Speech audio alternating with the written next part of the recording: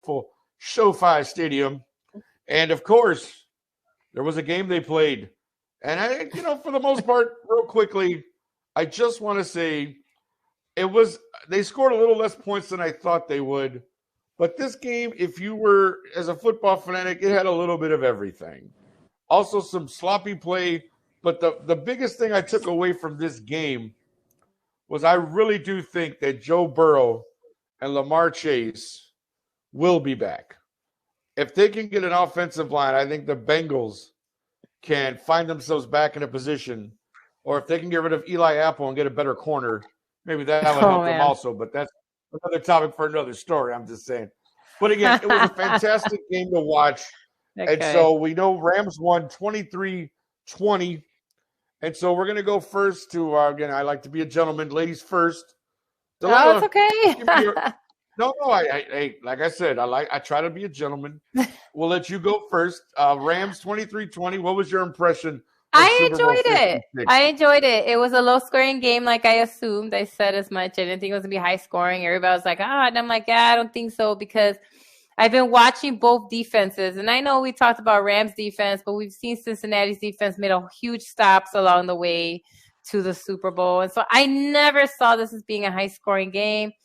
I thought it was going to be by a field goal, which 23-20 technically it was, even though they won with a touchdown, but still it was 3-point difference, right? So I enjoyed it. I really liked that it was mainly defensive, because you really, and that it was an equal side, and it could have been anyone's game the whole time. It was anybody's game the whole football game until the fourth quarter. And I had a lot of time. I enjoyed it. And honestly, this was a fun Super Bowl. It's probably the more fun Super Bowl I've seen in a while. Because most of them, I was like, all right, like I knew Tom Brady was going to win last year. You know what I mean? So there were like a few things where I was like, but this was like the first Super Bowl that I've actually enjoyed in a very long time, where I was like, I like both teams. I'm okay with either outcome. I'm excited Matt won, but I wouldn't have been mad if the Bengals won. So it was fun for me. All right, awesome. Mr. Fingers of the Sticky. What do you say about Super Bowl 56, my friend? I had to reel a joke in, but I bet. I did. I'm with Delilah. I enjoyed it.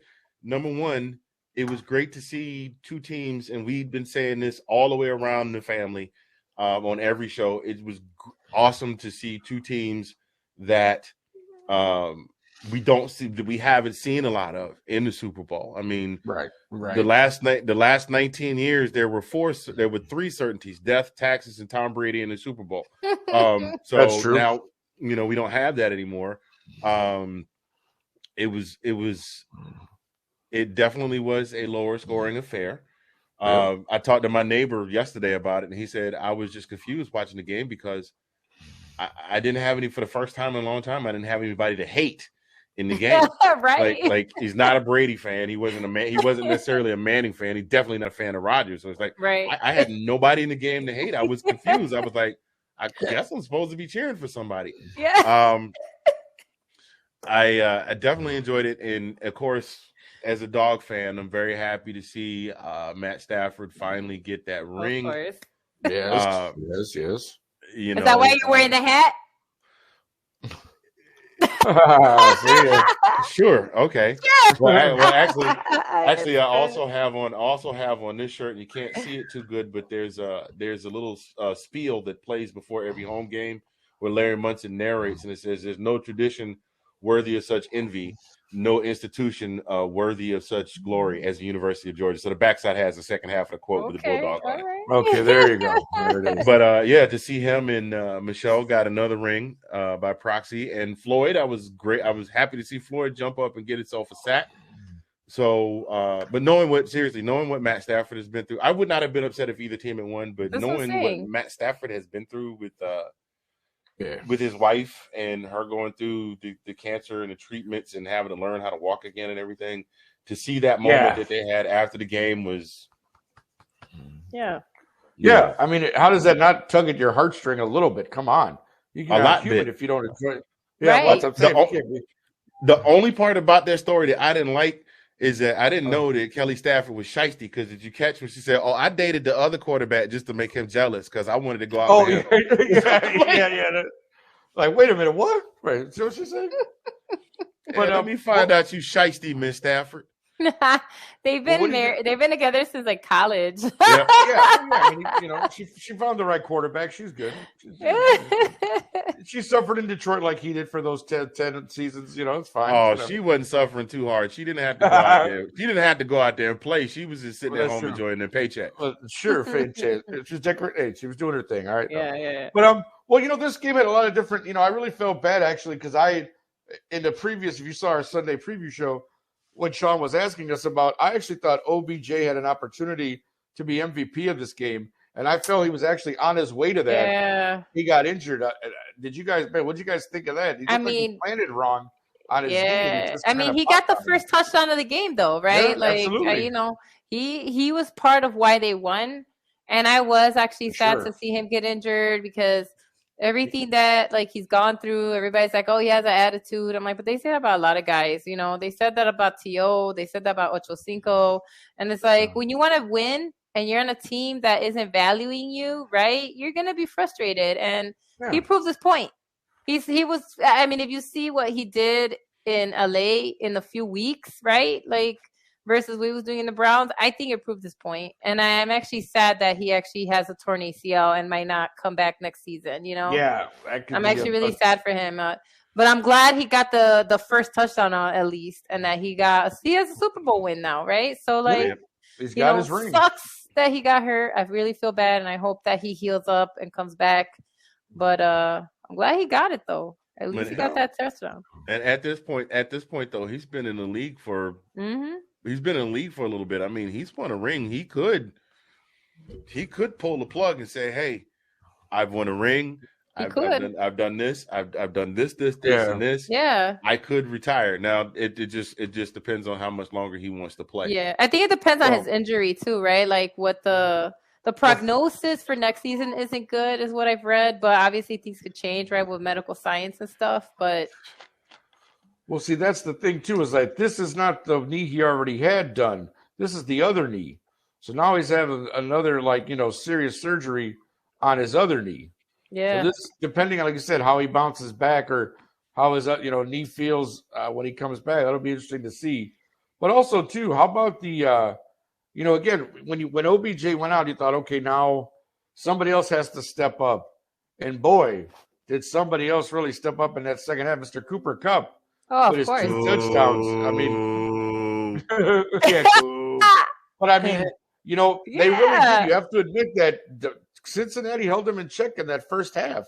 And all of a sudden, the second half, he found another gear, whatever it was, and was able to really make the plays. And, Stafford hit him every time.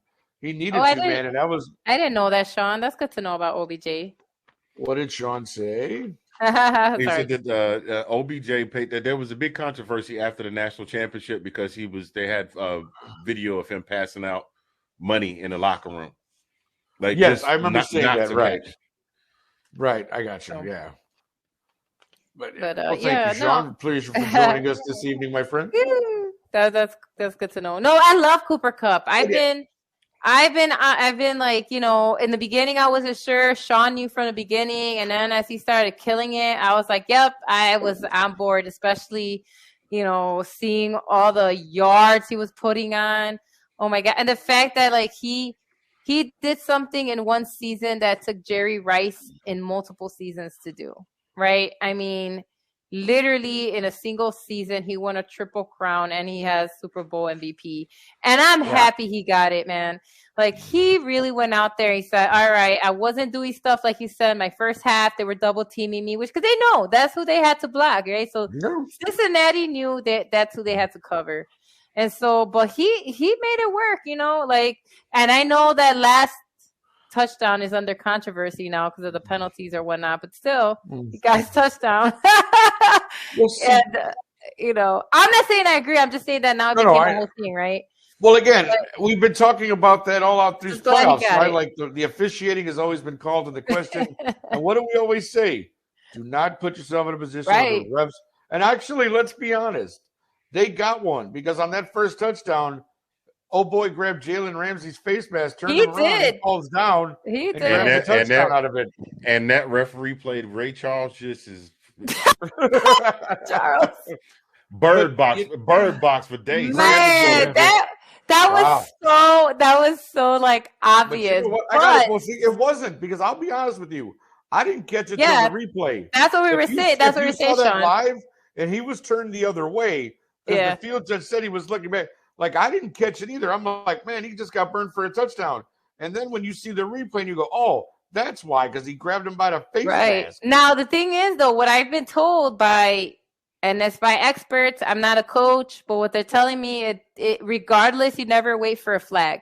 You never wait for a flag. You have to keep coverage. I don't know. Am I wrong? That's what I was told. That's what I was told. It's like, you played through the play, like Nick said. Right. Once he fell down, he was a non-factor. I mean, and Ramsey was torched all day. Not even just that, the face mask was obvious, but he did not do his job that game. We saw all the coverages that all the guys got around. He just did not.